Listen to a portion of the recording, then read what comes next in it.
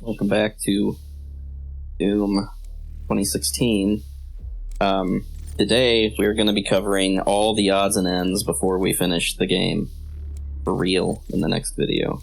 So the first thing we're going to take a look at is arcade mode, which is basically you can replay any level of the campaign, and when you replay it, you have all the weapons from that level, you have all the runes unlocked, everything's maxed out, and when you play it, you get a score for getting kills and for doing other things and getting like multi-kills and stuff like that. Like you have a multiplier that goes up and you have medals that you get. Yeah, we're just going to be playing through. I figured Resource Operations was a good level to do because it's short, but it's also not the first level, which I think is probably the level most people have played.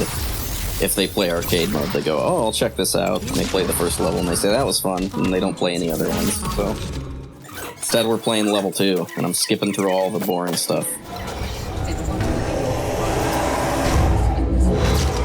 That's it. For level 2? I mean, yeah. That's all there is to say about arcade mode. Well, it's gonna be a short episode. Well... Yeah, I mean, I do show off this full run just because there's... I think it is... It's an interesting... I feel like the... So in the base campaign, you have the little... combat points that you get, the little stuff that lets you upgrade your weapons, right? And there's a little meter in the top right of most levels where it's like, as you kill demons, you just get one. And I feel like that should have been closer to a score meter in just the base game. I mean, this is obviously a very gamified version of, like, getting score and stuff, but... Oh, this is another change that's different in arcade mode. There's these little mines that are floating around, and if you shoot them, they blow up and kill a bunch of guys, and they drop a little relic thing that you pick up for bonus score. There's also extra lives and stuff, so I'm playing this on Ultra Nightmare, which means that if I die, the run is over, but there's like extra lives you can pick up and stuff to keep it going if you die. Dude, these points flying at my face are insane. Yeah, I know. It's like what if Doom was Balatro? I know what that means. Balatro is a very fun poker roguelike that everyone should play. Hopefully it wins Game of the Year this year at the Game Awards. It is nominated. Deserves it. What kind of game is it? It's a poker game. It's a roguelike. I know what you're playing. I've seen the footage. I've seen the tapes. There are indeed streams that I did that are archived on my YouTube channel that anyone can watch. Oh, putting it out there. All you Doomiacs. I am not going to mention any names, but I remember that when Balatro was coming out, I was watching a stream of someone who got a code early, and I was talking to them, and like I was in their chat, in their stream, and I was talking about strategy with them, and they were like, wow, you should have got the code, because you're really knowledgeable. And then that made me feel good, but it also kind of made me feel bad. I was like, yeah, I probably should have, but then I felt bad because I'm like, I don't put myself out there like that. I don't have the grind set, you know? Rise and grind or whatever. Yeah. I make videos for fun, not for profit, and that's my problem. Yeah. The creator's dilemma. Yep. Demonic presence at top safe. Man, it's been so long seeing this level again with fresh eyes. Is that you, old friend? Feels like just yesterday we were talking about Tony Hawk's skate park, whatever that game was called. Pro Skater. Tony Hawk's Underground. Yeah. Tony Hawk's Underworld. Kate Beckinsale on a skateboard shooting vampires. I'd play that. That sounds I like would a good watch. game. That'd be fucking awesome. There is a game that's coming out that I forget the name of, so I'll have to put text on the screen. That is like, it's like, it might even be called something like Skate Hell or something like that. I'll have to double check. But it is like you play as like a ghost or like something. You play as like a guy in the afterlife, and you have to skateboard and like you fight demons and stuff. It looks great. I'll have to send you the link if I can remember what it's called. That sounds incredible. I am constantly amazed with what indie devs are doing with really fun concepts and taking it far.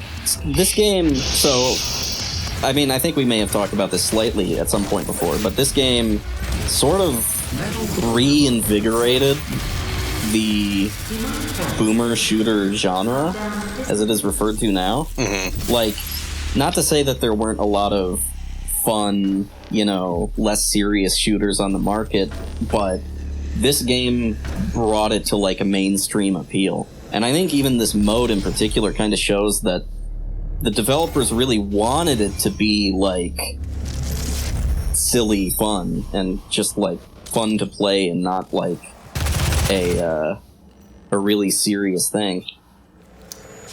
And I appreciate that. I like those kind of games. I like serious games too, but nothing wrong with shooting some demons. Getting some headshots. Are you familiar with... I have a hard time describing it because I can't really remember it, but someone finished... I don't know if it was one of the original developers, but someone finished essentially the Quake stories using the Quake 2 engine, I believe? Have you heard about this? I feel like I have heard about this, but I actually don't know that much about it. Gotcha. Because I was wondering, I can't remember when those came out, but now I'm wondering if this helped reinvigorate that designer to go back and finish those stories, even though there's like nothing monetary about it. There's no point in making, you know, Quake 5, so why not just do this? I think it is possible to a degree. Like, this game, I'm going to say indirectly, because it wasn't exactly like you can't draw a line from one to the other, but, you know, sometime after this game came out, I think in like 2019 or 2020, you know, John Romero made Sigil, which was like basically episode 5 of Doom 1, you know? Like, he made a whole ass episode for Doom 1 sometime after this game came out, right? And Doom was reinvigorated as a brand, like, and that's a big deal. Like, I think that, yeah, this game did so much for, like, first-person shooter culture, so to speak. That's part of the reason that, you know, I wanted to Let's Play it, because I feel like, you know, the mission statement for the YouTube channel is really just to play games that I think are important to analyze deeply, even though these videos aren't necessarily the deepest of analysis on their own. Like, I want to show off as much of the game as possible, because I think there's a ton of influence just under the surface that people may sort of not be paying attention to very deeply. Like, and then you invited me. Like even, yeah. Oh, I mean, you both serve as audience surrogate and as a wonderful color commentary. I'm just the guy that made the video. I'm here to Zorak it up. Yes, dude. Yes. I can't wait for these deep analyses. Yes, I am very Space Ghost in how I consider something to be a deep analysis. I say it is, and it's really not.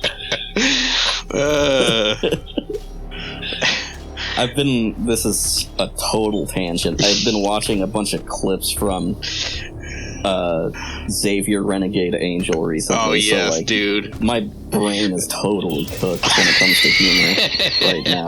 That show was drugs. It was. that show is how the rest of this video is gonna feel after the arcade segment ends and we get to the Snapmap stuff. It's gonna be a waking nightmare. I can't wait to enter that dimension. I'm glad you're easing us both in. It's like going into a hot tub. It's funny because this video, I mean, people watching this will know because the time between videos is a long time. This video took me a while to make.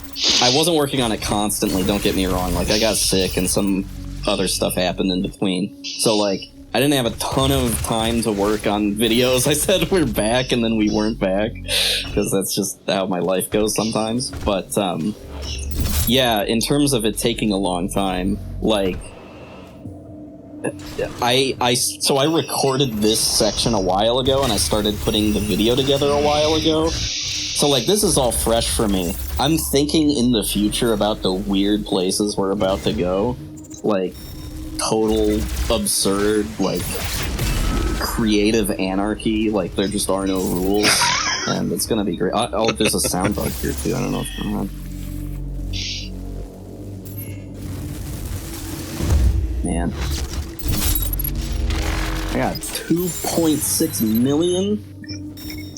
I'm scoring it up. Now that's an analysis. Oh wait, yeah. I picked that up when it was silver, and that sucks. But I got a personal best. I beat my friend's score. I'm going crazy. That is an analysis. I don't even know what's going on. Analyze this. Analyze this. Remember Die Another Day? I sure do. I kind of wish I didn't, though. Yeah, that movie's really bad, but that song is kind of catchy, though. Yeah. I'm not gonna lie. The first 10 minutes of Die Another Day is like, you ready for a good movie? And then the rest happens. And it's a pretty bad movie. Yeah.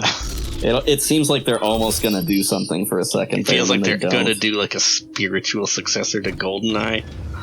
And just, no, we're actually doing a Roger Moore bullshit movie. Yeah. It's about the time they get to the Ice Palace that, like, the movie... I mean, the movie's bad before that, but, like, that's when it really just, like, you're done. Yeah. Watching, like, that flat water that he's, like, parachute sailing on. It's like, I bet you could put that shot next to the Escape from LA shot where he's doing the same thing. Yeah. And it would be, like... Only because the actors are different would you be able to tell the difference between the shots. Other than that, it looks like something rendered out of like a 90s FMV video game. Oh, hell yeah. Okay, so moving on. That was arcade mode. Now we are going to Snapmap. And this is the section that took me the longest to record. This is the meat of the video. Because truly there's no way to showcase all of this, obviously. So, you know, Doom as a game is really known for its mods, and this game doesn't actually technically have mod support, but what it does have is Snapmap, which, if I can break it down for a reference that's 20 years old, this is basically like a Time Splitters-esque map creator. It has a lot more depth to it than that, though. There's a lot of AI stuff that you can do. There's a lot of, like, you can really change with the game's systems. It just doesn't really count as modding. And yeah, this so I made this little section as a way to just show off, like, the things you can do, and I feel like I probably took a little too long, because I'm like, okay, here's like all these different tiles that you can place down, all these different sections of the map, and some of them are like more detailed, like you can make like, they're basically like prefabricated rooms, but there's like a big empty grid if that's what you want to do, like, yeah, and then there's once you zoom in and you go to a room, then there's all these other things that you can put down. You can, change AI stuff. You can put down custom audio stuff. There's a bunch of props that I don't go through everything, but I do go through a lot. Damn. Yep. You could do your whole own Doom campaign in here. You Your can, own and a lot of Doomers. people actually have. Why? And so that's going to be like a majority of the rest of this video, right? Is like, I'm not going to, like I said, it's impossible for me to go through everything. Because it's too much. There's probably hundreds of thousands of hours worth of content in Snapmap alone. Like, if this is the kind of thing that you're really interested in, you can get a lot of value out of the game just in this. I think the base game by itself is good enough, but like, there's a lot of user-created content that is really in-depth. And we're going to be taking sort of a broad look at like a few different chunks of things, just to show off the creativity of some of the people that play this game. Damn. Yeah, there's a didn't know lot of this stuff was that you can here. change. Yep. There's a lot of really cool stuff. So one of the original thoughts that I had when making this video was, I should make a map for this. That would be cool. And then I messed around with it a lot. So back when it came out, I messed around with it a lot. And then I was messing around with it a little bit in preparation. And as it turns out, I am way too burnt the fuck out to try and make something like really creative with this system. It is really quite difficult to make something that isn't just super basic. And I mean, I'm showing off some of like what you can do, but I'm not gonna like make anything special here. I'm using like a prefabricated map. I'm gonna do like a couple of things just to show off like an idea that I had that wasn't big, just to show that like, yeah, you can actually do some creative things with this. But as we look at other people's stuff, I just wanted to put that out there that like my vision here was like basic bitch tier. Like it was not like I was not having a creative moment. Then you realized while trying to make a level, you're already making something. Sort of, yeah. Meaning I was this like, video video's series. good enough, yeah. Yeah, I had a couple of ideas that I thought would be cool. I really wanted to make like a roguelike-esque like progression system, but then it was like, that's too much effort. I'm not doing that. Another problem that I had with trying to come up with ideas was like, if I wanted to do that, I could just download, Unity or Godot or another free engine and just like literally make a game for profit instead of making a Doom engine thing. I mean, I like this game, don't get me wrong, but So what kind of cool things exist in the modding community using this tool set? there are a lot of cool things. There are many of which we will be looking at in a little bit, but I guess the basic way to put it is the primary thing that I've noticed out of all the maps that I've played, there's a lot of storytellers out there that don't necessarily have like a great story in mind per se. There's a lot of crossover between modding communities and fanfiction communities, at least in terms of gumption, right? There's a lot of big ideas that don't necessarily pan out and get completed because, like, the person who's making it really wants just to have, like, something done, Mm-hmm. Like, they start out with a really compelling idea that doesn't necessarily go anywhere unique. But I really like seeing it, right? Like, there's a part of me that has become very disillusioned with, like, high-level corporate, like, products that are just sort of shilled to you that don't have a lot of meaning. Look at our last video where we talk about Deadpool Wolverine if you want more of my thoughts on that. And I much prefer seeing, like, what someone with absolutely no, like, I talked about, what if I was going to make something really creative, I would just make something, essentially that I could profit off of, which is cynical, but there is an honesty about it. And I appreciate that there are people out there making stuff for no profit. Like, they just make stuff for the sake of creativity. I mean, that's, I guess, part of these videos. I don't make a profit on any of these videos, but I do spend time on them. So this is just playing through the map. There's like a built-in, there's like an AI spawner, and there's like item spawners that just sort of work automatically. And I realized the thing that I made I couldn't really show off very well is just making the screen really bright. So basically what I made here is when you push a button, I assigned it to the chainsaw button since there's no chainsaw in Snapmap. That's another thing that I'll mention a little bit later. You press the chainsaw button, and instead of a chainsaw, it just makes an explosion happen at your feet, essentially, that doesn't damage you. And I was like, this is like the most basic thing that I could show off about how the system is creative enough. Like, there are definitely limitations to it. You're still playing Doom, but you can do some stuff. And I think definitely if you have, like, a way more creative mind, you can do even more than something as basic as making a barrel explosion happen when you push a button. Which, for the record, I do think is actually pretty cool that you can do something like this. But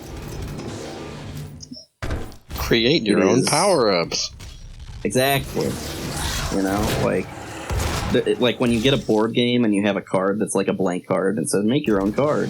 Like, there's definitely people that are more creatively brained to do something like that than I am, necessarily. I love game design, but I feel like I'm very bad at actually doing it myself. I love to think about creative solutions rather than implement them myself. Using the toolkit, are you limited to only interior maps? So, yes, but there are ways to create fake outdoor spaces. Mm-hmm. So I was showing off that block that you could change the size of. You can also change the texture of that.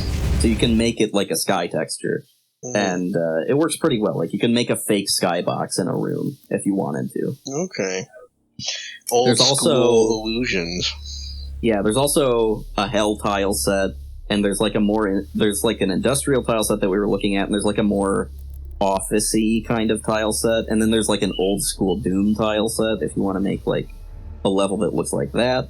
And like I mentioned, there's also just like a big grid, so if you want to do completely custom like geometry, you could do that too. And some of the levels that we're going to be looking at utilize all that stuff pretty well.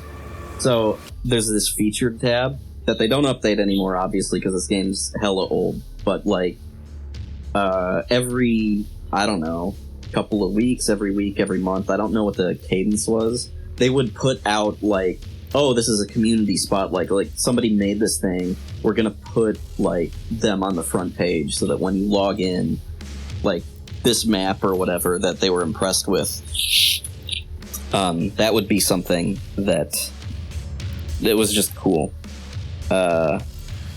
So we're going to be taking a look at this map called Third Rail, and one thing that I forgot to do is write down any of their names, because I can't read them on this 240p video that I made. This ancient YouTube version. Here's another thing, though. So I did custom subtitles for the game.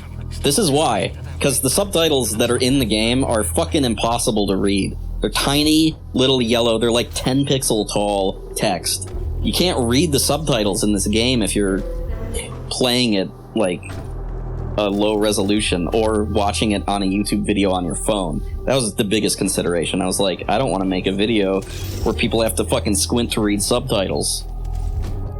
That's my rant over. So obviously this is a tile that was in the campaign, right? This is the Vega tram bit, which was basically just coincidental. I didn't pick this map on purpose. Like, I was just looking for one that would use like a lot of base game stuff, and it just happened to be one that was a level we recently played.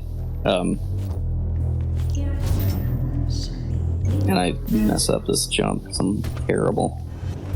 Just so excited to show off the level, you can't even play it right. I'm very, very excited. All this stuff. Old dude. I like the creative gumption is something that I like. I like the little guy holding the gun.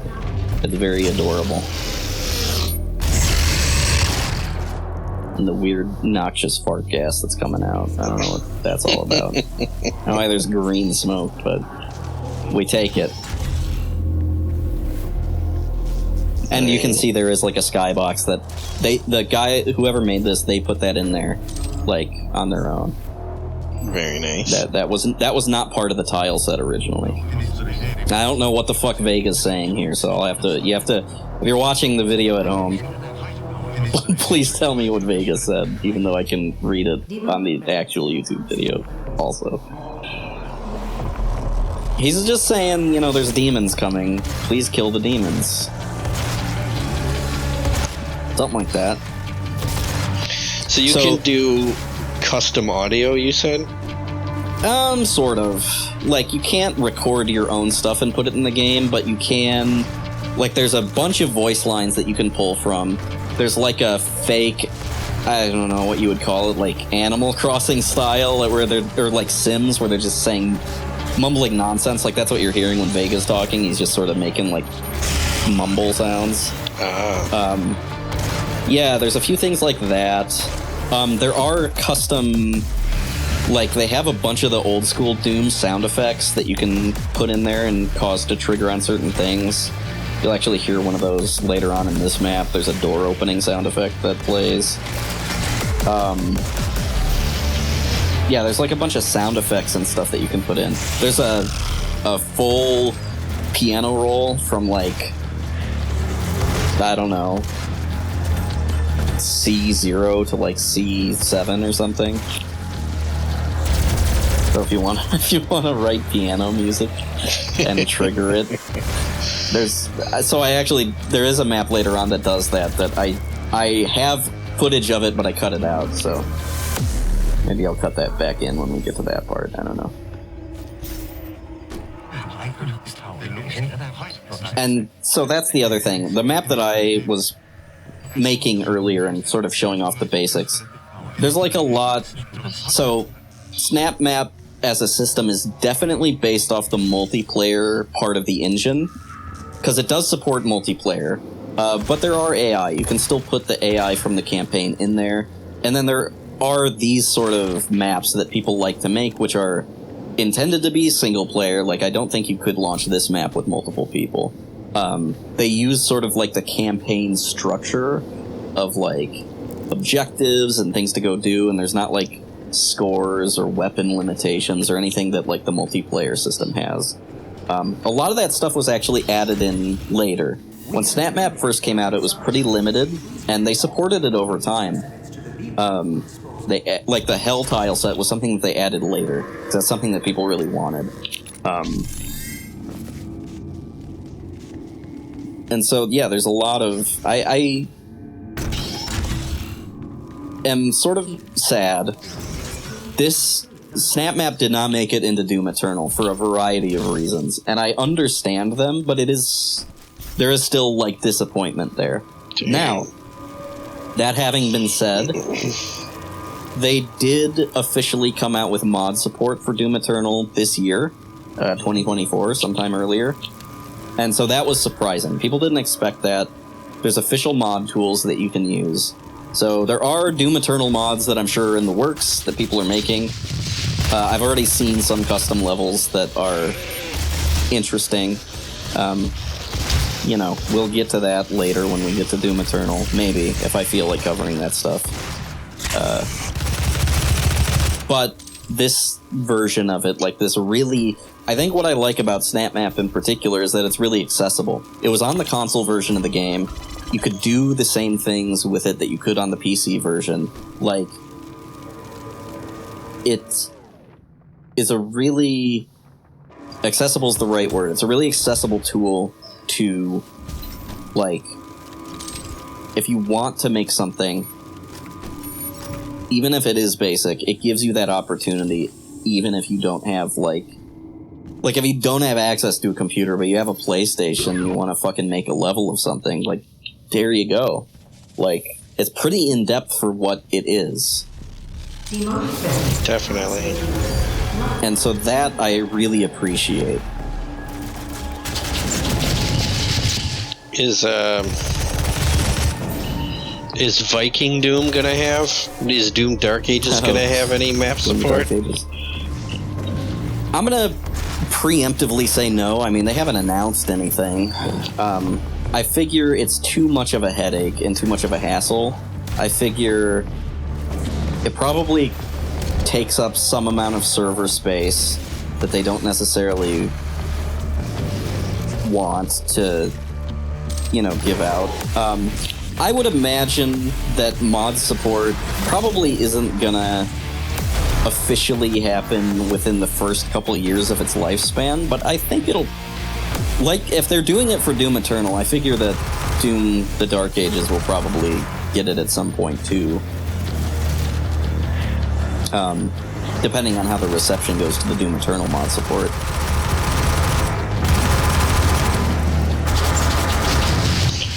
It's wild to me that no one really wants to make stuff at games anymore. All these... What do you mean by that? Expand on that thought. I mean, like, considering the... I don't know, maybe I'm just... I have no evidence here, but it seems like the Doom 1 and Doom 2 modding community is bigger than the Doom 2016 modding community. And if it was so underutilized to the point that they didn't give it official support in Doom Eternal and probably won't in Dark Ages, it's just, I don't know. It's a bit of a bummer, and I feel like this is kind of, I don't know, maybe it's always been a thing, because I remember being very much into Neverwinter Nights, but games like Baldur's Gate and Icewind Dale always had more clout than Neverwinter Nights ever did. People would review Neverwinter Nights 1, right? And they'd be like, this campaign is awful, it's boring, I'm tired of playing this repetitive game where I just unlock treasure chests and get the gold out. But then they wouldn't pay any mind to this expansive toolset. Or they would be like, oh, as a side note, there's an expansive toolset that I'm sure someone else will have lots of fun with.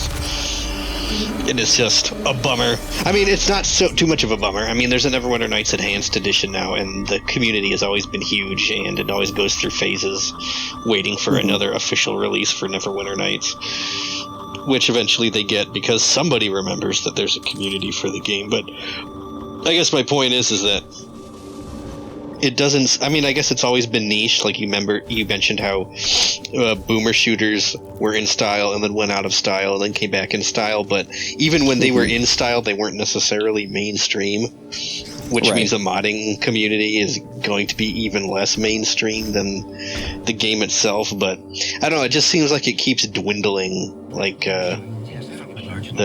when people make stuff now, it's not necessarily a bad thing that people just go right into indie development. They're like, why would I use a mod when I can just build the thing that I actually want from scratch? But I don't know. I just found other games with modding support as like an invaluable resource for learning how game design works. I actually do agree with you there. I think that it is sort of a shame that this didn't have more it did have granted, there's a big Snapmap community, but it's not nearly as big as like the number of people that played through the campaign of this game, right? Like, there are definitely people that bought this game, played the campaign, didn't even touch multiplayer, definitely didn't touch Snapmap. Like, might not have even finished the campaign. Like, that, you have to account for, like, a majority of people that buy and play video games don't even necessarily finish them. So, yeah, and I agree with you. I think that it is a shame to go to, like, oh, I would just make my own game instead of mod a game. I do think you're right. There's a lot of, like, invaluable things to learn from modding because it's more, to a degree, more accessible than making your own game, right? Like, from scratch, because you have a foundation to build off of.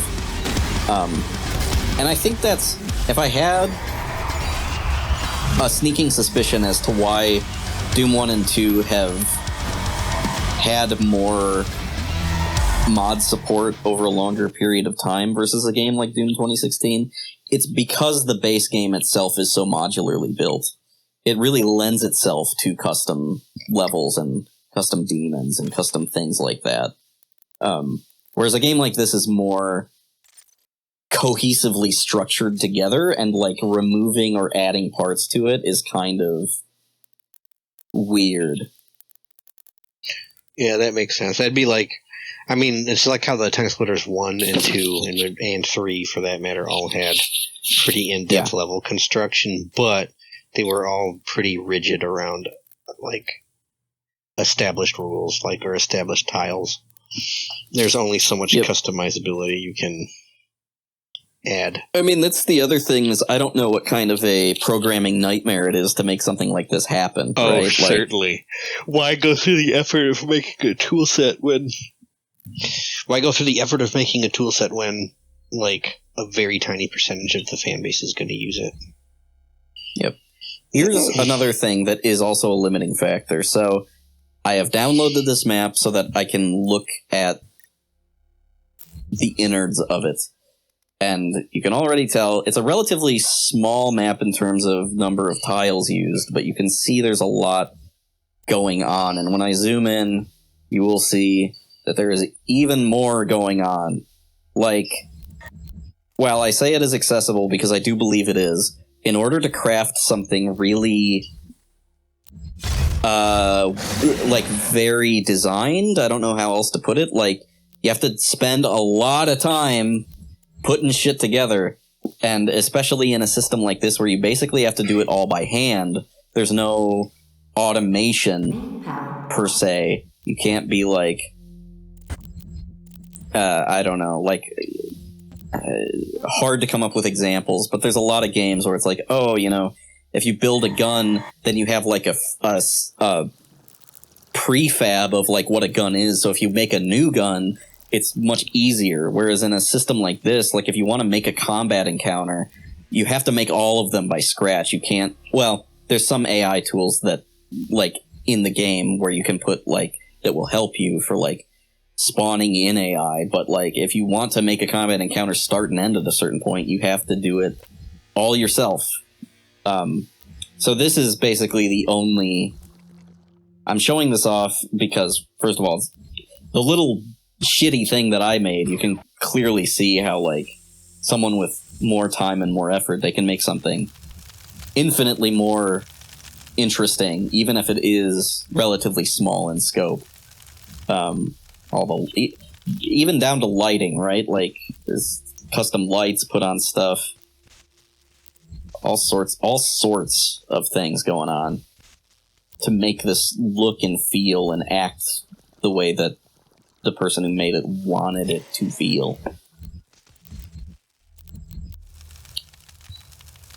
And it's impressive. I'm impressed. I definitely did not have the patience to do something this in-depth for this video. I wanted to initially, but then looking at this, just for a map this small in scope, crazy effort. Very, very cool to see what people put in. By George, they did it. Yeah.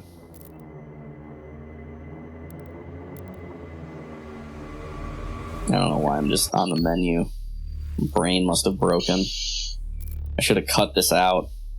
Anyways, so this is Eye of Horus, and this So, like I was saying about the featured page, this is the featured page now, and it's never going to change.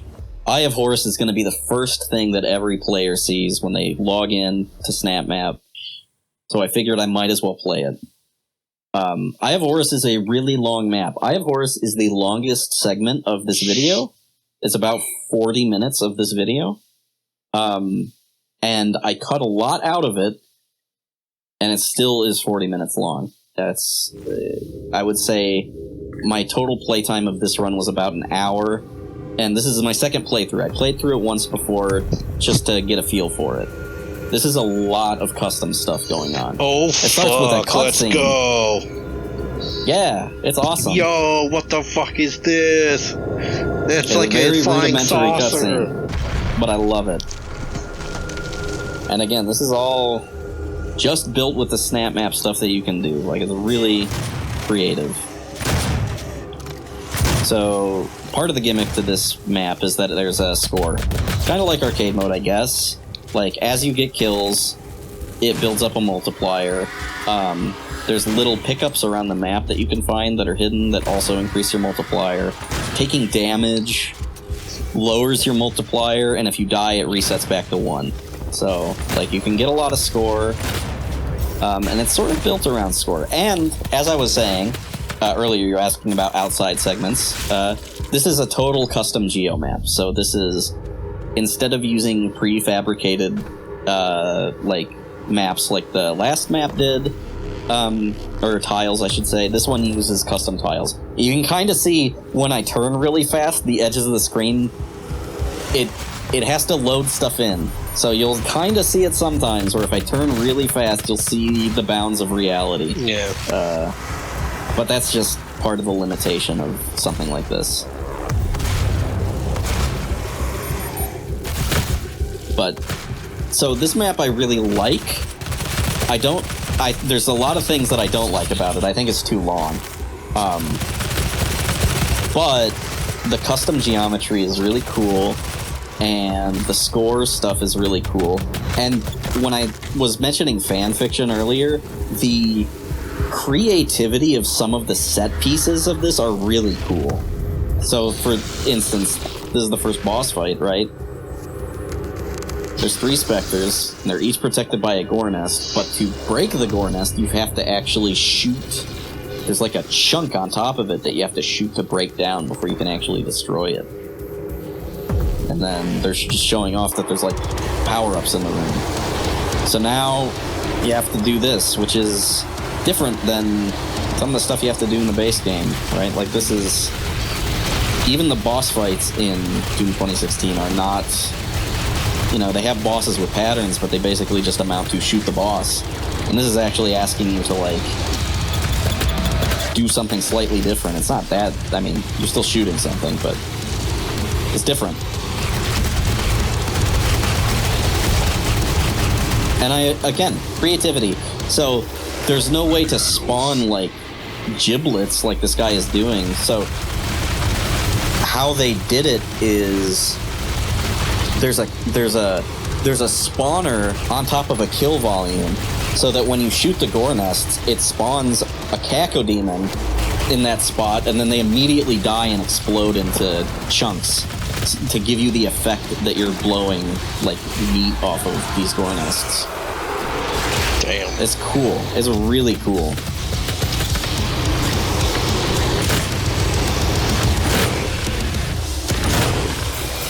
And I also appreciate, in terms of custom geo, they went for, like, this snowy aesthetic. Like, this is not really something you see in the base game at all. I mean, I guess you go to the ice caps of Mars, but, you know, that's different.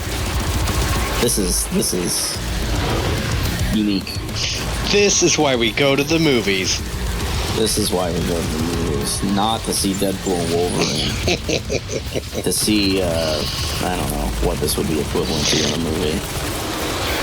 If this had been Deadpool and Wolverine, I would have been pretty stoked. Yeah.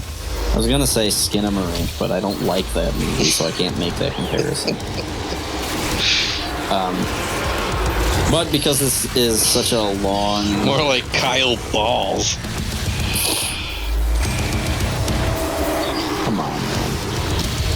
That's a low blow. So because Right this in the level takes so balls. long, there's a lot of times you're gonna see that clock wipe a lot in this video, in this segment. Because let's be honest, shooting the Gorness and breaking them is cool, but you don't want to watch me do it 3 times. Once I've done it twice, you know what's going on. Once I've done it once, you know what's going on.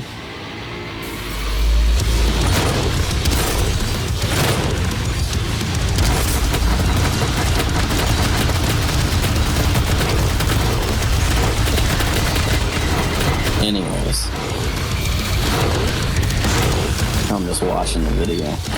Yeah, I am also mesmerized. The soundtrack's going.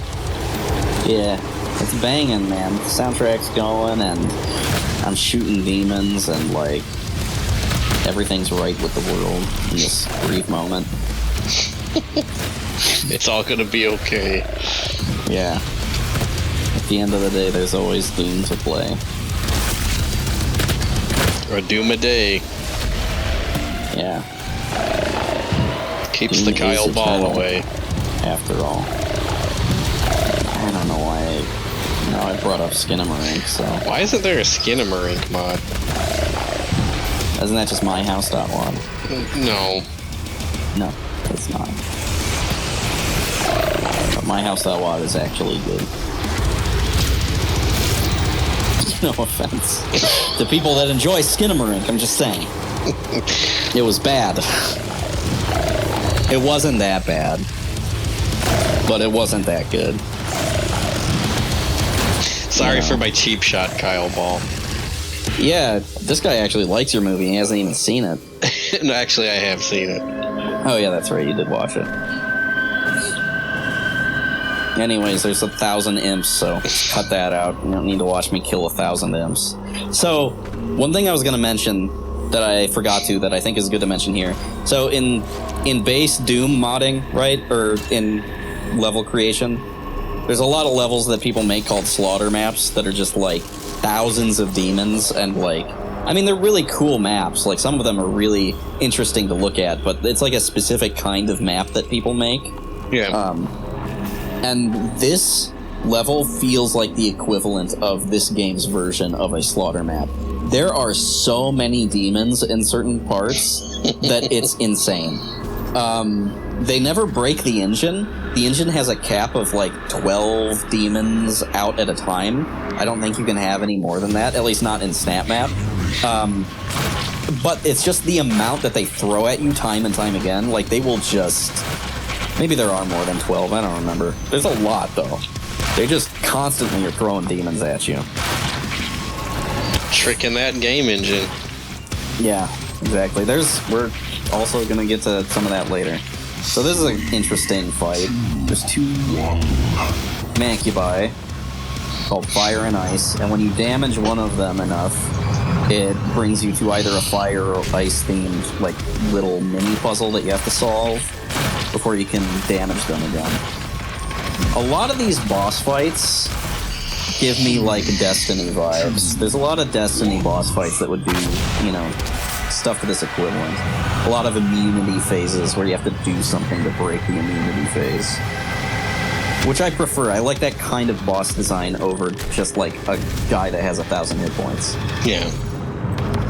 That can get kind of boring, just shooting something over and over again. Sandbagging.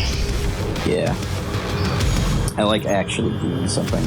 Especially if it's mildly skill-based, where, like, I can speed up the process if I'm really good at it. And the ice version is also cool-looking, but you just have to kill some demons. You don't have to hit any switches.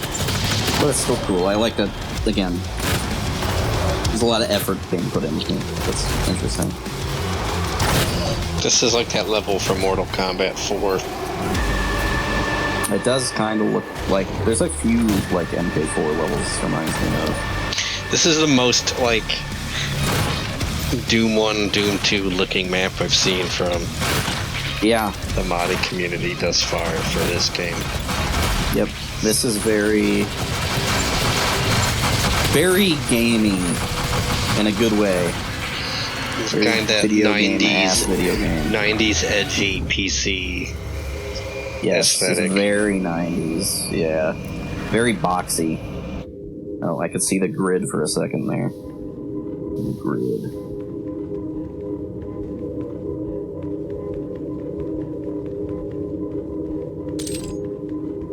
Those multipliers remind me of the health from Turok. They do look a lot like the health from Turok. Turok is one of those games that has benefited from the renaissance of boomer shooters. All those games, at least 1 through 3, have gotten re-releases by Night Dive over the past, 10 years. Nice. I'll have to check those out. Yep. Hey, they're all on Steam, and they're all on sale right now. They won't be by the time this video's out, but the autumn sale is on when we're recording it. They'll probably be on sale again at the winter sale. Which is right around the corner. Yeah. Alright, we did our Steam plug. This video is not sponsored by Valve. I was gonna say, we've done our requisite talking about the game. We can, at this point, we're an hour in, roughly. We can just talk about whatever we want. Everyone that could watch this video is checked out. There's a multiplier up here, I couldn't figure out how to get it. I was like, do I jump on the cross? Do I shoot the guy on the cross? So, just watch me blaspheme for a few minutes here. It's a mystery. It's a blasphemystery. Putting the blast in blasphemy. That sounds like an edgy 90s video game tagline. Remember Messiah, the game where you play as the little cherub angel? That would definitely have that as a tagline.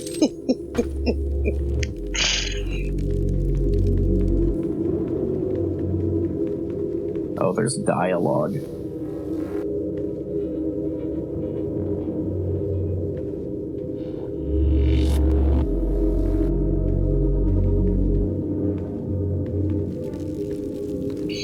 Oh shit, we're in the 90s Doom City now. Mm-hmm. Everything's boxy in this city. There's demons in this incomprehensible area. Yeah, I don't really know what this is supposed to be. It's just a room.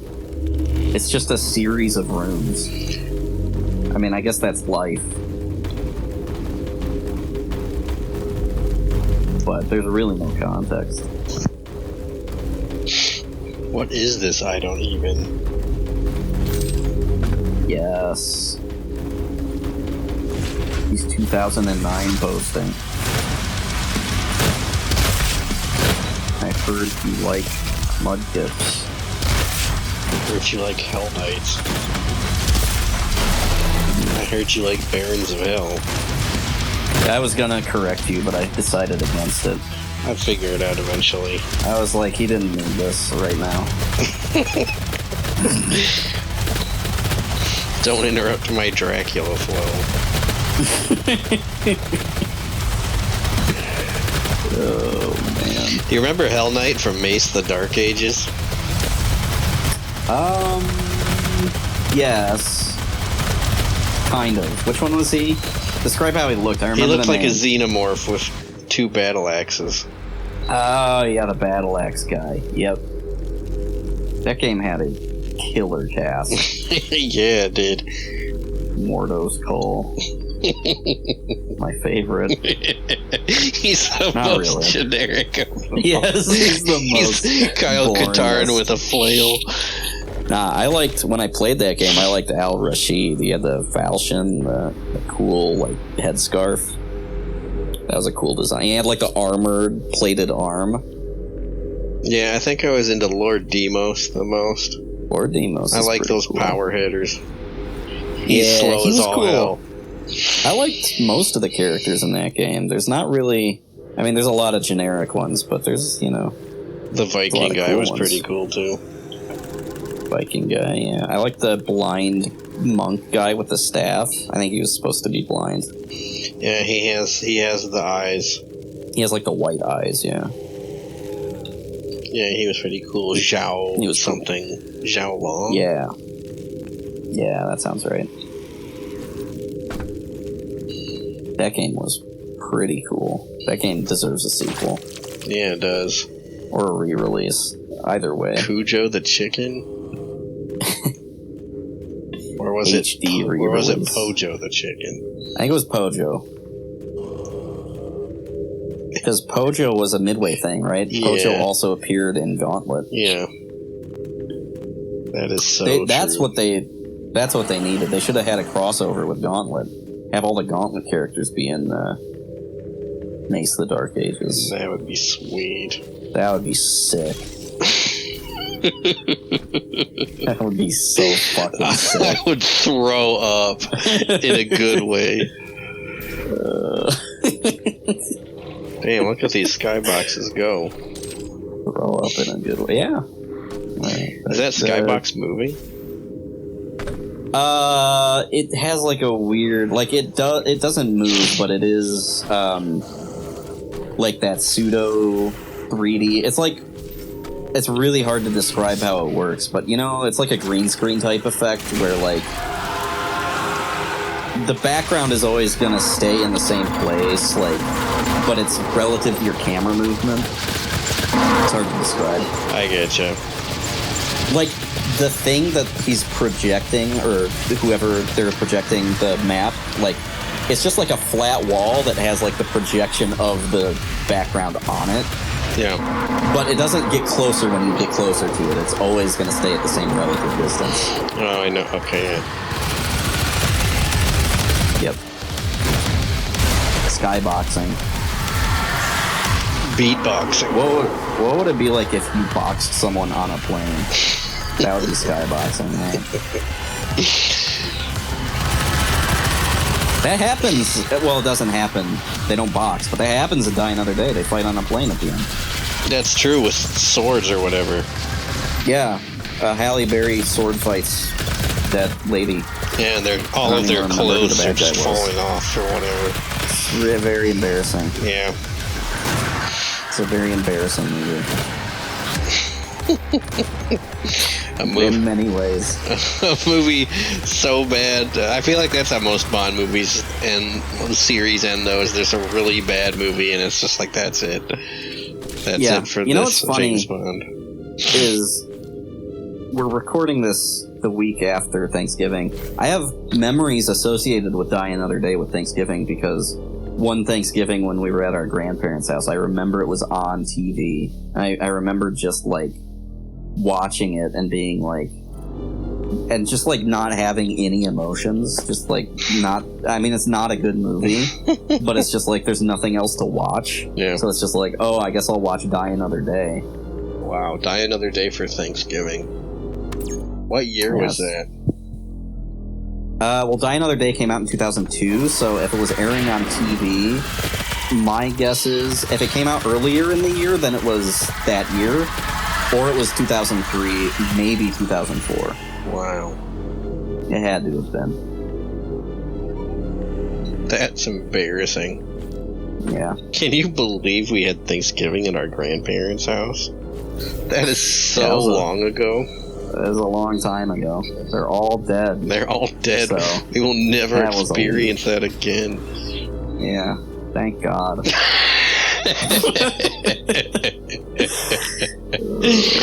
That's so good. Never play another apples to apples game there again. The things I can get away with saying an hour deep into a video no one will watch. I already said Kyle Balls, so I've already set the bar pretty low.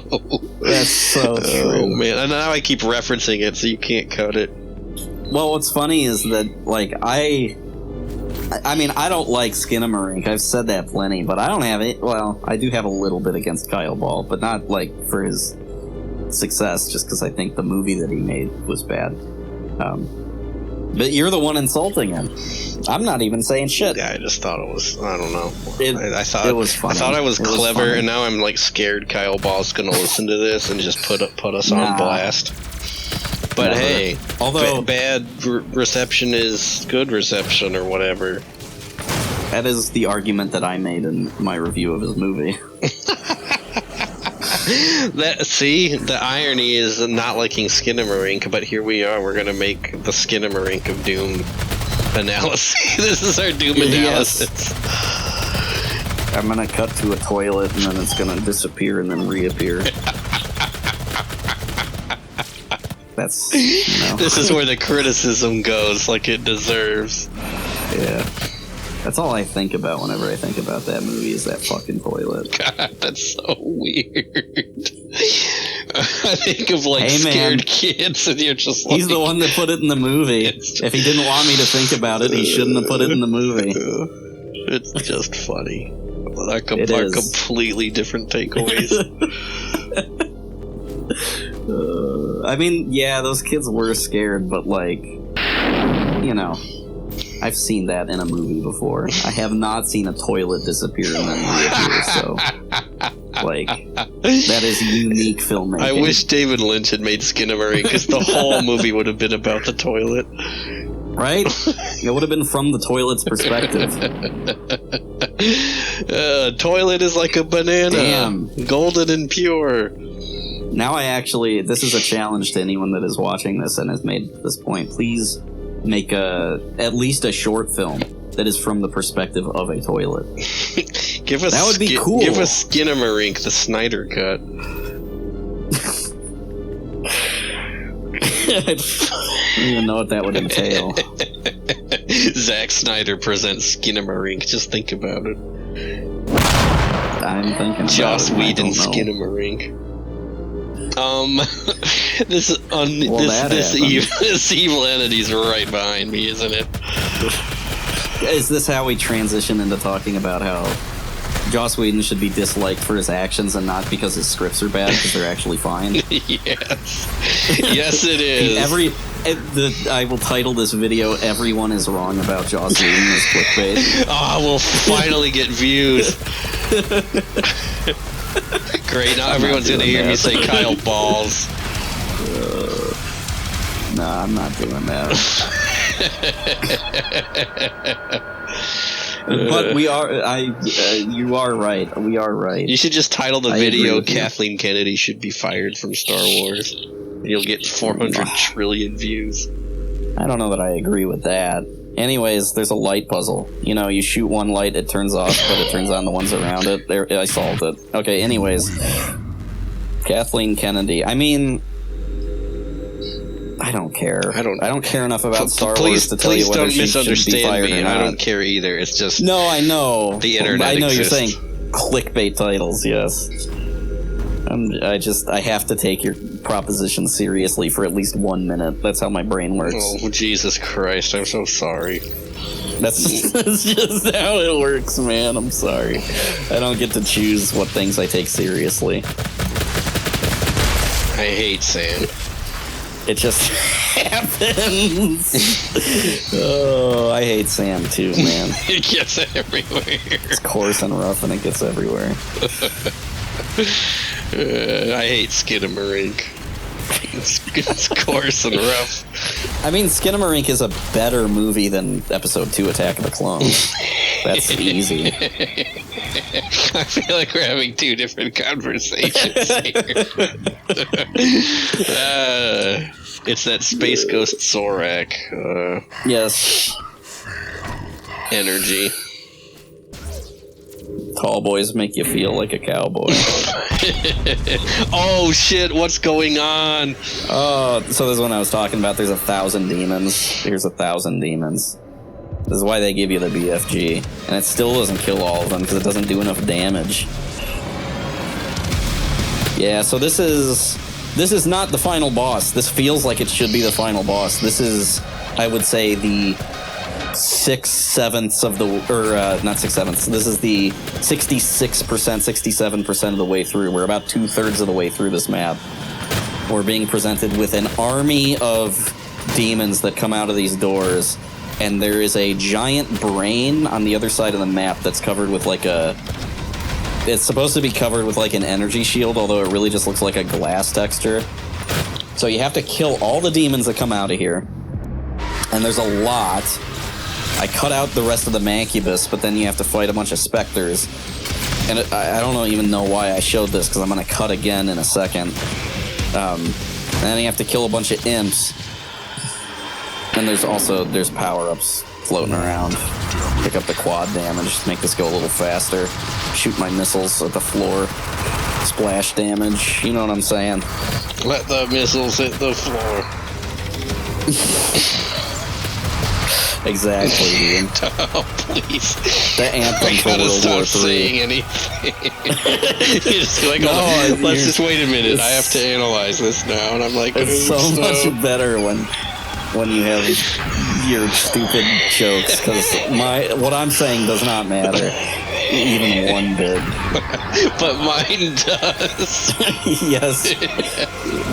Again, going back to Attack of the Clones being worse than Skinamarink, like, I'm Attack of the Clones and you're Skinamarink in this instance. It's better. I don't know if I would say it's good. I'm a disappearing toilet.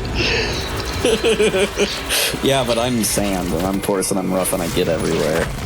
Damn, this So, brain that's looks much great. worse. It's a cool brain. This is an interesting, fun kind of boss fight. It's not really like in depth, but it's just Is the brain very similar. part of like the tile set? This is something that he made with like pieces of gore, Nice. like stapled together. Yeah, Can They're you like- imagine how long it took to make that?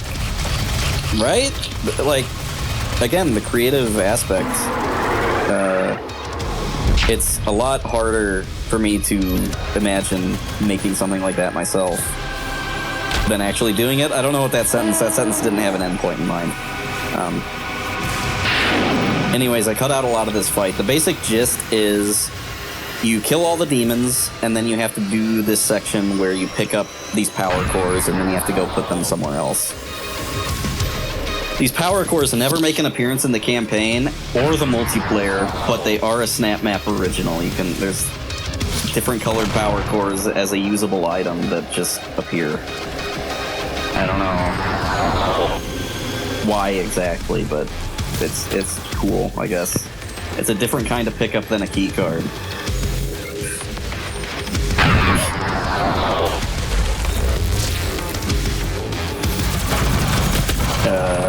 What the fuck were we talking about? Attack of the Clones and Skinamarink. Attack of the Clones. Yeah, I know, but I'm trying to move on.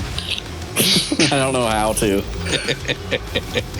I'm still stuck on visualizing. Much like Anakin, you're haunted by the kiss you should have never taken or whatever. Yes, exactly. It's funny, the one thing I think about in Skinamarink is the toilet. The one thing I think about in Attack of the Clones is Padme and Anakin on the conveyor belt. And C-3PO's there too, and he gets his head taken off. I don't know why, but that's the first thing I think of. Is that sequence where it's like, I just remember thinking, wow, this looks like shit. Even as a child, I was like, this doesn't look good. When I think of Attack of the Clones, I think of Geonosis natural spires. That's about it. I mean, if I think about That's it, I fair. remember more. Right. The first image of the Phantom Menace is just Qui-Gon. Yeah. I think of the opening sequence when I think of that movie. Obi-Wan and Qui-Gon cutting droids apart. That's like the peak of the movie, and it's the first thing that happens in it. It is. You're like, this movie's gonna rock. Yeah, and then it's boring politics, and you're like, come on, man. And then something interesting happens. You're like, oh shit, is it gonna be good again? And no, it just keeps being boring. Yeah. Well, This is talking from a child's perspective. As an adult, I think I would also find the action boring.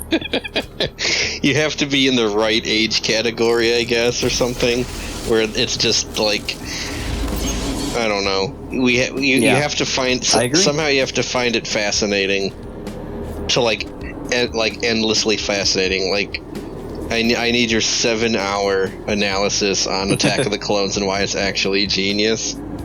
I need you to That's tell never me happening. that. I need you to tell me that you completely lack film analysis skills, without telling me you lack film analysis skills. You know, You can call it film analysis, but we all know you just have like an encyclopedic knowledge of Star Wars, and that's about it. Dude, these cutscenes are fucking sick. I know, right? What the hell? These levels are cool. There's cutscenes. We're finally... I bet you didn't expect the map to take this turn. Now we're finally at the Eye of Horus part. Well, we're at the namesake. Yeah, there's a pyramid. We're in Egypt, I guess. There's demons. We're gonna be fighting demons. A lot of demons. We're at the set piece from Mummy Returns. Yeah. Out of all the arenas, this is my favorite one for this map. I think this one's really cool. I like the pillars. There's a lot of cover. Like, the rest of the ones, they're kind of annoying to play in because they don't have a lot of cover, but this one has a lot of cover. Anyways. Egypt. Mummy Returns. Boy, what a stinker. The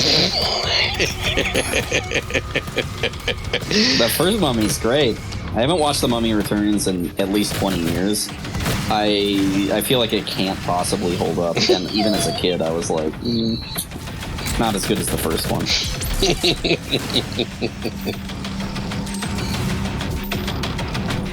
You can always tell when they're, like, trying to up the ante, but they don't know how. Like, the perfect example is the little, like, pygmy guys. Yeah.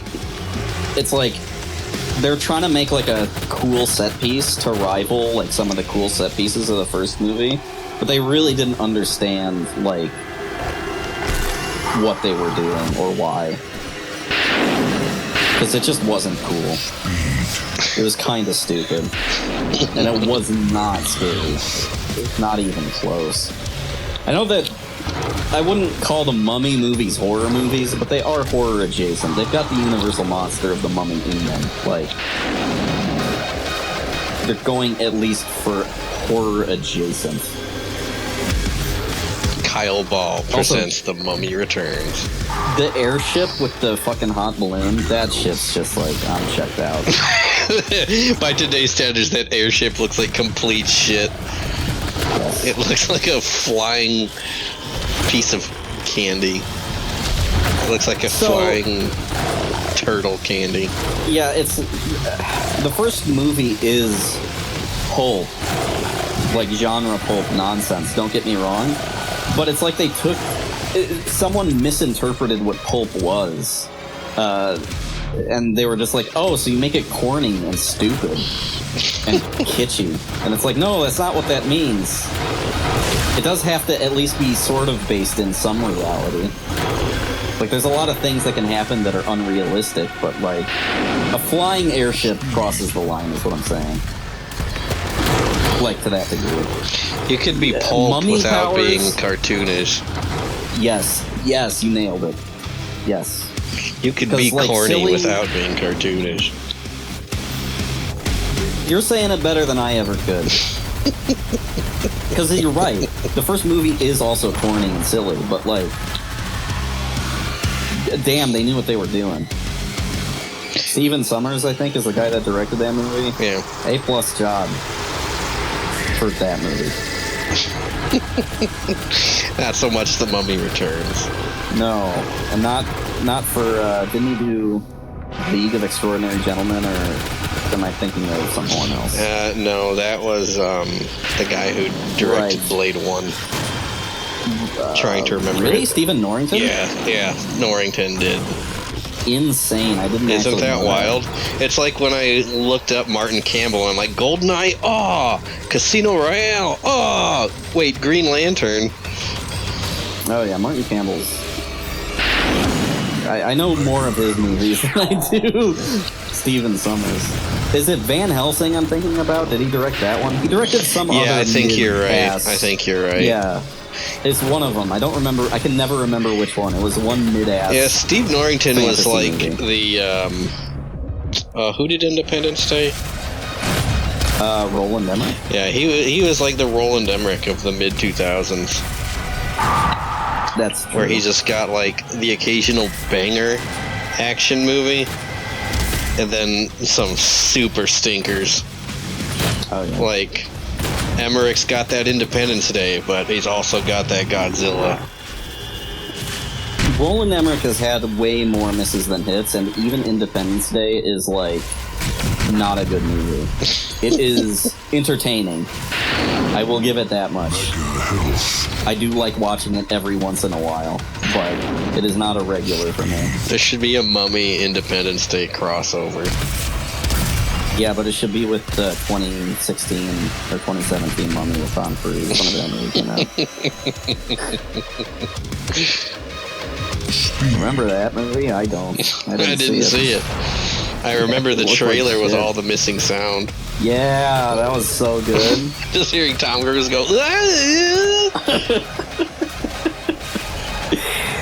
Oh man! What a time to be alive! Awesome. Yes. I'm so glad I'm almost into the second Trump presidency, just so I could experience Tom Cruise screaming into a vacuum. Yeah, it'll make a comeback now. They'll finally do the Dark Universe. Oh man, we can finally get Independence Day 3. Finally. Independence Day re-resurgence. Independence Day Redemption.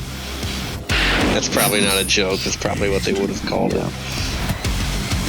Roland Emmerich did Moonfall in 2022, 2021, 2020. Independence Day Dead Reckoning. I mean, yeah. It's all recycled sequels. No, he'll make 2012 too. No, that's right. 2012, Woody Harrelson. I think John Cusack was in that movie. I could be totally off base. No, you got it. That was John Cusack. John Cusack has never made a dud. Am I right, fellas? John Cusack does love to be paid. Getting paid. And he's been in a lot of decent movies. And the game crashed. I didn't get to finish this level because the game crashed. Oh no. I wanted to finish it, but it crashed. Is this a mod thing? I think, yeah, my PC was just angry because I was recording and playing the mod at the same time. So, damn. Unfortunately, that is where Eye of Horus must end. It's okay. We were on the final boss, that Baron of Hell. As soon as you kill him, that's basically the end of the map. But I didn't get to do it. So now, to continue on, I'm going to be looking at a thing called Snaphack. That's H-A-K. So there is a little bit of modding. It's not officially supported. One of the interesting things about Snaphack is that you don't need to have it downloaded for it to work, because all it does is use stuff that the engine can already do, but for some reason is disabled in Snapmap.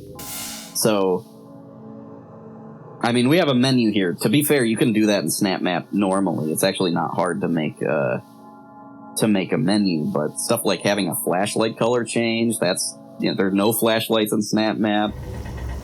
Some interesting, this is Pete's Pizza Tower or something? I don't remember what this is called. Is that a penis? Our boss Randy wants us to get a pizza. We need to open a pizza box oven. Working at a pizza store. Oh my god, that's a big crowd. Oh my god. This is like a Five Nights at Freddy's pizza store. Yeah, so we get sucked into the pizza, and now we're in Pizza World. And there's a lot of text that I am not really reading. Oh, there's a little secret guy. Oh my god. So one of the things that Snapmap can't do unless you hack it and use Snaphack as a mod, you can't move stuff. Once you put an object in the world, it can't move. And so one of the things you're going to see with this map, because it is using Snaphack, is that they are making stuff move. So we have this little guy talking to this little pizza guy. And I don't even know what the fuck he's talking about. What is going on, dude? Yeah. I feel like I'm in a rec room level. I feel like I'm in a VR chat. Yeah, this is VR chat coded for sure. Dude, this guy needs to shut up. Yeah, he talks a lot. Driving me crazy. Oh, what the hell? little pizza imps. That's awesome. And, you can mod the monsters like that? Yeah, so if you use Snapmap, you can make custom monsters. Oh. There's a lot of custom stuff that you can do with Snapmap that's really cool that I actually don't have the opportunity to show off in this video. There's like custom boss fights that people have done. There's like, people have made the game mimic Doom Eternal a little bit more with like dashing and stuff like that. Yeah, people have done a lot with Snapback. I'm trying to punch these fireballs back because you can parry them, but I'm really bad at it, so. That Ganondorf shit. Yeah, man. You are fucking burning my brain out with this. I was not ready for this much information. We're ready for Pizza World, yeah. Sorry. It's not so much Pizza World, it's the implications of Pizza World. You're in an oven, bro. This is fucked. I am in an oven. It sucks, man. It's really hot. You die if you touch the metal. Just like you can real only jump life. on the pizzas, yeah. When the kids these days say that's cooked, they're referring to this. Yeah. Damn, look at this guy who's part of the pizza. Cooked. Yeah, so there's regular pepperonis and then there's dark pepperonis. And if you pick up a dark pepperoni, it refills your double jump. So you can basically do a triple jump. I feel like this is heavily inspired by Pizza Tower. Although I have not played Pizza Tower, I recognize that it's a very movement-heavy game. And then John was a pizza. I guess, yeah. I'm very, Do you get very it? pizza. Not really, no. And then John was a zombie? Yeah. Okay, I mean, that is a Doom-adjacent reference. No. I'll give you that. It was just supposed to be a one-off. Let's forget Brother, this ever if happened. If you're saying something, it's got to make some amount of sense. I'm just trying to figure it out. Sir, may I have another pizza? Look at the pizza volcano. That's fucking awesome. Look at Pizza Kirby over here. Yeah, I love this guy. The cheese disappears when it goes down. This is very VR is. chat heavy. Oh my god. Look at all the stretched out spheres. This is ridiculous. Yeah, it's kind of ugly, but in a good way. This map knows what it is. Yes, this is also just a demo, so like the map isn't very long, and also I cut it short because like at the point that I was playing this map and like making this video, I was like, everybody gets it. I don't need to stretch this out. But I did want to show it off because like, yeah, you can do some really different stuff with this when you download Snaphack, which I haven't done. I've never messed with it myself, but I like that if you don't have it, you can still play the maps that people make because it just uses the engine. Like, it's not using anything custom. You don't have to download anything for this to work.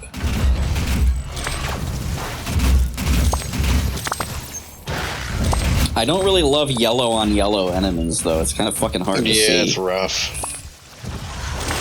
The joke has gone too far. Yeah, that's part of why I cut this short. I mean, we've got maybe like 5 minutes left of this map, but like, I feel like it's one of those maps that it starts great and then it gets really bad, but I bet if you keep going, it gets so bad that it gets really good again. I got to the sewers and then I couldn't figure out where to go, and I think that because this is a demo, that's actually where it ended. I don't show off the sewers in this video because I was like, there's no point. But it goes on. You fight these guys. I show off a little bit when we get inside, but it's over. Okay. It's, yeah. Listen, I got limited time in my day. This video's long enough. Oh shit, Among Us reference. Doesn't need to be longer. Yeah. Remember Among Us? I'll never forget Among Us. The Do you internet remember won't let 2020? me. All too well. When everyone was stuck inside and they were like, I'll just play this game.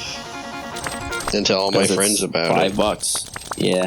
I had a friend, well, I still have him, he's still a friend, but he just wouldn't stop trying to get me to play Among Us, and the only reason I never played it was because he asked me to play it so much.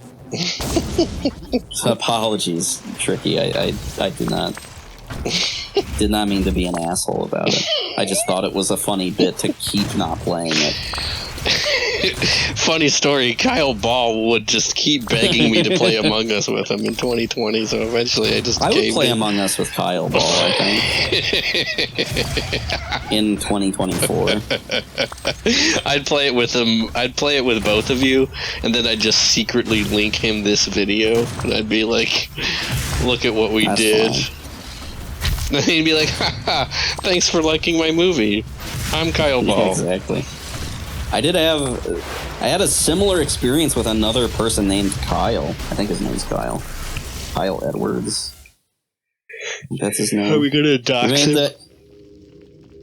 Well, it's publicly available. He made the movie that I was telling you about. Her Name Was Christa, the movie about the guy that fucks a corpse. Yeah. Yeah, he commented on my review, and he was like, thanks for liking the movie. I was like, no problem, man. That's awesome.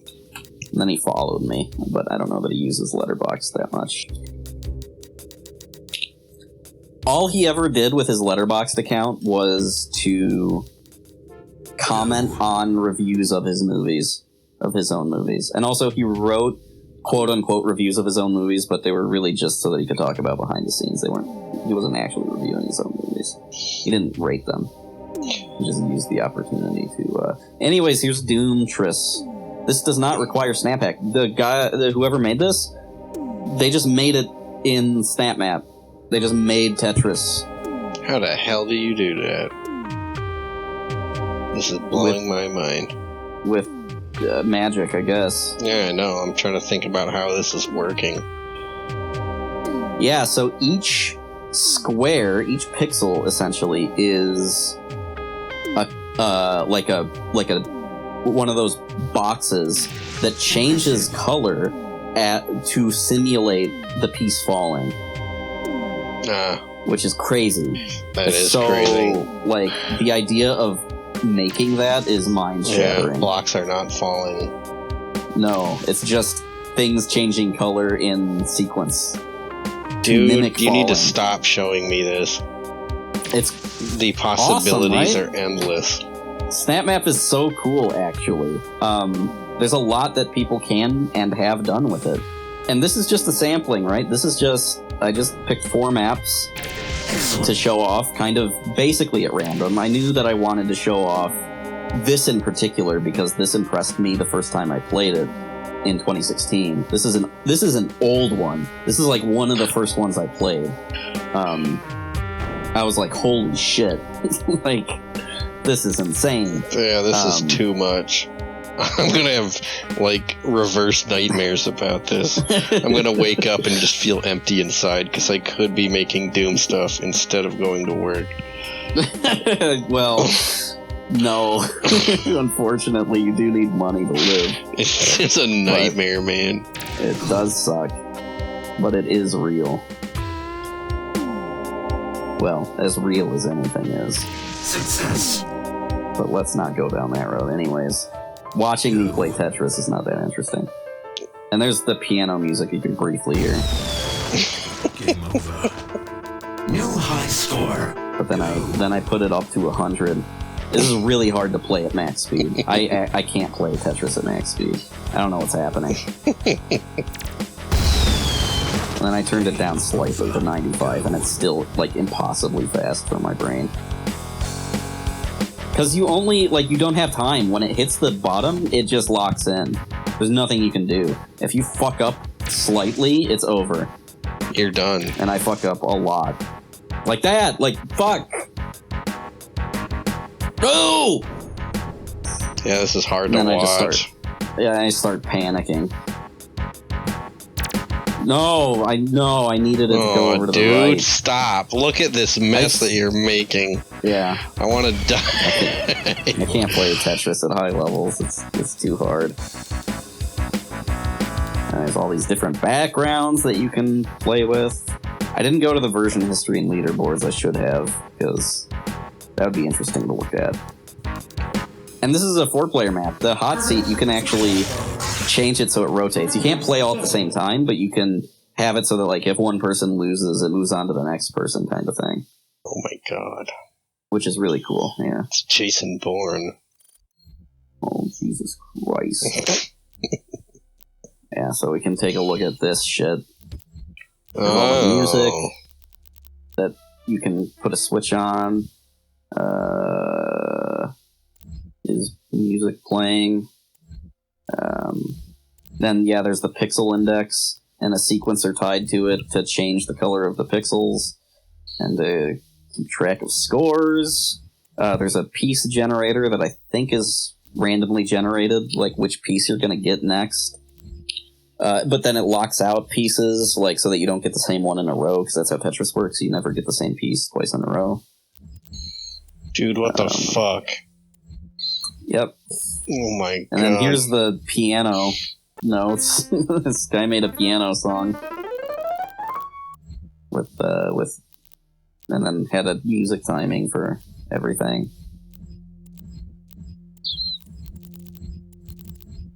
So much work, and then this is the version history page, which I should have looked at in-game, because he did a little pixel art of an Earthbound character that I don't get to look at, because it's all covered in the weird chain link symbol, which means that an object is locked into place. So that's cool. And then the actual gameplay section is over here. There's the starting screen, and then the actual Tetris map thing, and you can see the lines from the pieces are tied to the pixels on the thing. So complicated. I don't know why they used this tile in particular for the Tetris thing. They could have just used another grid. I don't know. I don't know why. A launch pad for when the Baron comes out and spooks you at the end. Anyways, that's Snapmap in a nutshell. Damn. There's not much more to say. There's a whole world in there. There really is. It's a really... I wish I could spend more time on it, but I feel like 90 minutes is enough. Wow. And that's the episode, folks. We did it. We did.